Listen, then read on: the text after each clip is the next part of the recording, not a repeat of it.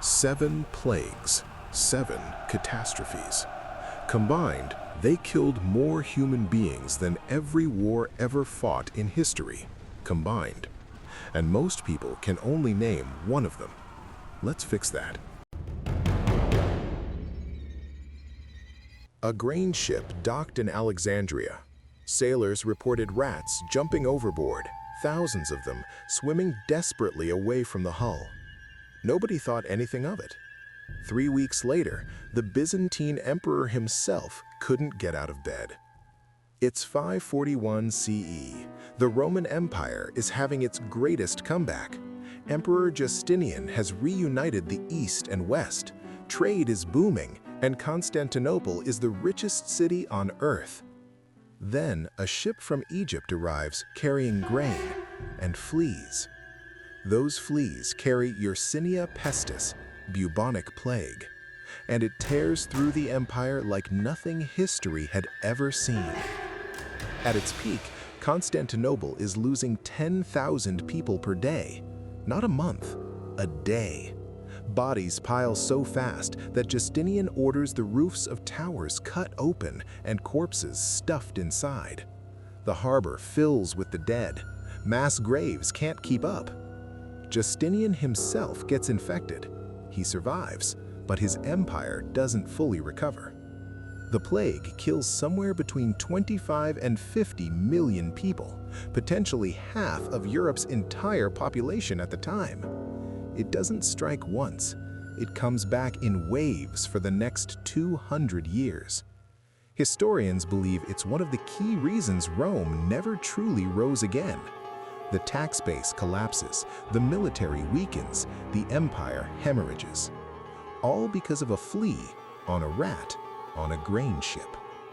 The plague of Justinian is plague number 1 of the 7 deadliest in human history. Which one do you think is worse? If you love learning history, hit subscribe and stay curious. In 1347, 12 ships docked in Sicily. When port officials boarded to inspect, they found most of the sailors already dead. The ones still alive were covered in black, oozing boils, the size of eggs. Officials ordered the ships out of harbor immediately. It was already too late. The Black Death is the single deadliest event in human history. Relative to population, nothing else comes close. It starts in Central Asia, possibly modern-day Kyrgyzstan, where archaeologists have found mass graves from 1338, and travels west along the Silk Road, hitching rides on rats, fleas, merchants, and soldiers. By the time it reaches Europe, there's no stopping it. The bacteria causes 3 forms of plague. Bubonic, those infamous swellings in the groin and armpits. Septicemic, where the blood itself turns toxic, blackening skin from the inside. And pneumonic, airborne, person to person, the most lethal of all. In some cities, 60% of the population dies within months. Florence loses half its people. In certain English villages, there are not enough survivors left to bury the dead. Total death toll, 75 to 200 million people. Europe loses 30 to 60% of its entire population. It takes the continent 200 years to recover its pre-plague numbers. But here's the twist nobody talks about. The Black Death reshapes civilization. The labor shortage that follows gives surviving peasants bargaining power for the first time. Serfdom begins to crumble. The Renaissance is arguably accelerated because wealth concentrates among survivors. Catastrophic death, accidentally unlocking human progress. The Black Death, 200 million dead, and it changed everything. A soldier at Camp Funston, Kansas, reported to sickbay on March 11, 1918, complaining of a sore throat and fever.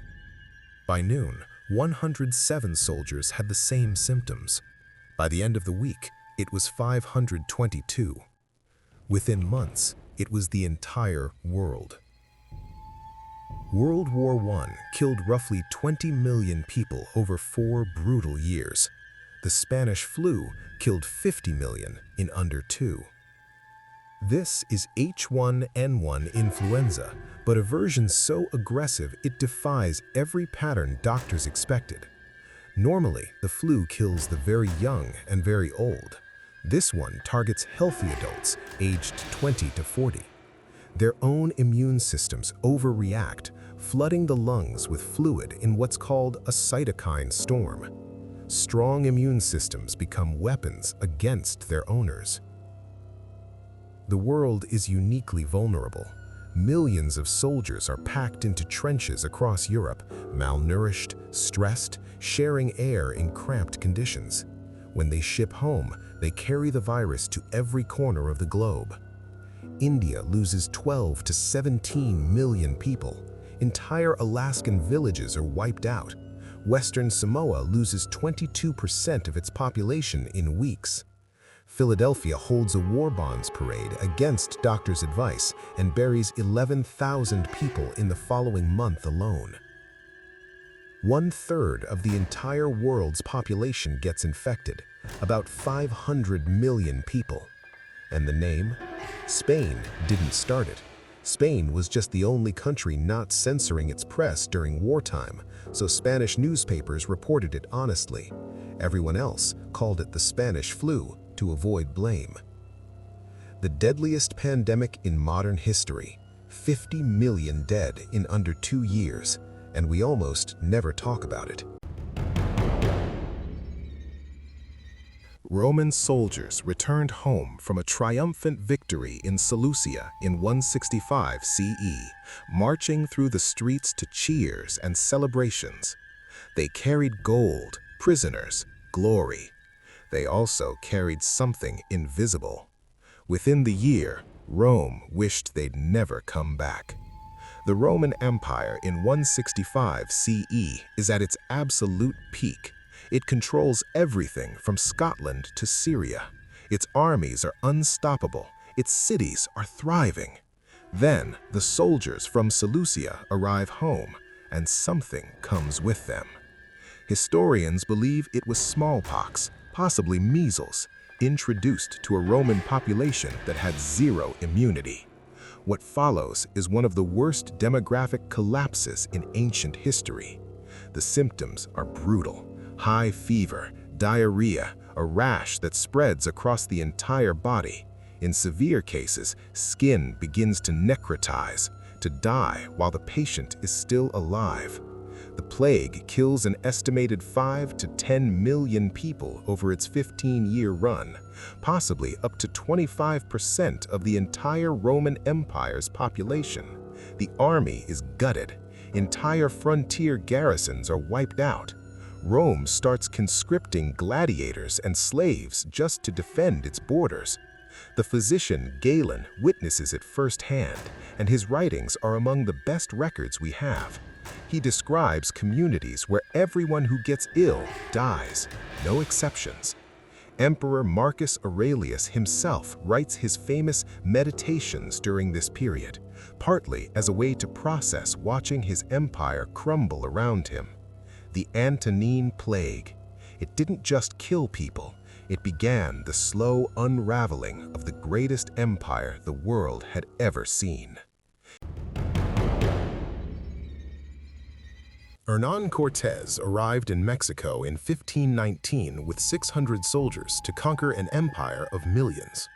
He should have failed. He didn't, not because of his army, because one of his men had smallpox. Smallpox is the only human disease we have ever deliberately hunted to extinction. That achievement deserves context because what we killed had been killing us for at least 3,000 years. The variola virus spreads through breathing, through touch, through contaminated cloth. It leaves victims covered in hundreds of fluid-filled blisters, inside and out, in the mouth, the throat, across every inch of skin. Survivors are often left blind or scarred so severely they become unrecognizable. When Cortés's forces inadvertently introduced it to the Aztec Empire in 1520, it devastates populations with zero inherited immunity. The Aztec emperor Cuitlahuac dies of smallpox within 80 days of taking power. The empire loses an estimated 5 to 8 million people in the first wave alone. But that's just one chapter. Across the 20th century alone, when we had a vaccine, when we knew exactly what was happening, smallpox still kills an estimated 300 million people, more than both world wars combined. It kills roughly 30% of everyone it infects, survivors who go blind, babies, entire communities. The eradication campaign took 10 years of coordinated global effort. The last natural case, Ali Mau-Malin in Somalia, 1977. He survived. 3 years later, we declared victory. 300 million dead in a single century. Then we ended it forever. The only time in history humanity has deliberately driven a disease to extinction. In 1894, Hong Kong's rats began dying in the streets, hundreds of them. Then, thousands. Residents stepped over the bodies on their way to work. A Swiss-French bacteriologist named Alexandre Yersin arrived, set up a makeshift lab in a bamboo hut near the dead rats, and within days identified the bacterium that had been killing humans for 1,500 years. They named it Yersinia pestis, after him. The third plague pandemic is the forgotten sibling of the Black Death, but it kills 12 to 15 million people and lasts over a century. It begins in Yunnan Province, China, in 1855, then explodes when it reaches Hong Kong's port in 1894. From there, steamships carry infected rats and fleas to every major port city on Earth. Within years, it's in India, Australia, South Africa, Brazil, the United States. India suffers the most. Over 10 million people die on the subcontinent alone. The British colonial response, forced evacuations, burning homes, and invasive medical inspections creates riots. People flee the cities to escape authorities and accidentally carry the disease further. This is also the pandemic that finally gives us the science. Yersin identifies the bacterium. A Japanese scientist named Kitasato independently identifies it almost simultaneously. Researchers discover the flea-rat-human transmission chain. For the first time in history, we understand exactly how plague works. That knowledge eventually leads to antibiotics, specifically streptomycin in the 1940s, which can cure plague in days if caught early.